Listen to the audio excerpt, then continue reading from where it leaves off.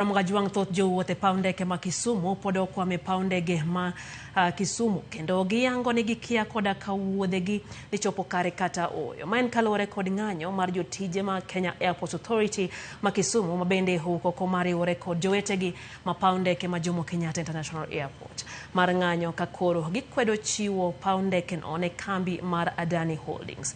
Ng'anyo ma kamano nochakore diro tino saa 6 gino ma koro miyo yore mag wuoth gi ndeke kaka KAA Jumbo Jet pod ok otiyo hare ne pinyru. All the flights that are landing at this place, yes, they are landing at their own discretion. Yes. The people who have been screened and boarded the planes, they are unsafe and they are not.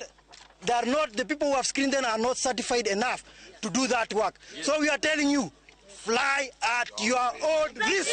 I was having a connecting flight to Entebbe, and then now I was to go for a conference, so it means everything has been disrupted. We were told to wait for 3 hours, and then 3 hours elapsed, and then there's no communication still, so we are still waiting, hoping that maybe things will work out. Apparently we were checked in, and then after being checked in, and then now being told again that the flight has been cancelled. So yeah, it's so frustrating.